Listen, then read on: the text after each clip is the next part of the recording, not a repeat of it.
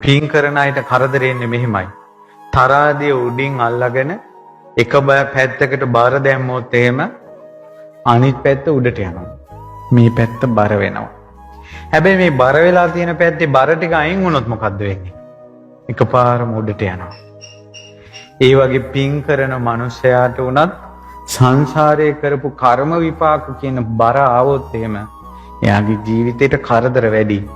හැබැයි කරදර ඇවිල්ලා ගෙවිලා ගියාට පස්සේ අර තැටියේ බර ඉවරෙච්ච ගමන් මෙහා ඊතලයක් විද්දා වගේ දෙවියන් අතරට යනවා. අර පින් බලයට. අන්න ඒ නිසයි පින්වතුනි කියන්නේ නිന്ദා පහස එන්න දෙන්න.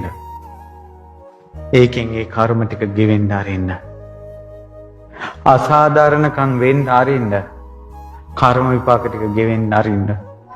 මිනිහගෙන් තිත්ත කුණුහරුපෙන් බැනුම් අහලා දහ දුක් විඳින්න. ඒ කර්ම ටික ගෙවෙන්න ආරින්න. දරුවන්ගෙන් හිත පෑරෙන දුක් ටික විඳින්න. ඒ කර්ම ටික ගෙවෙන්න ආරින්න.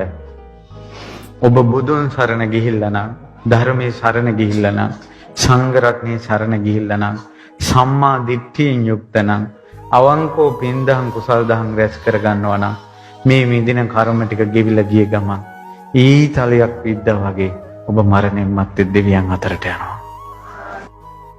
එහෙ ඔබට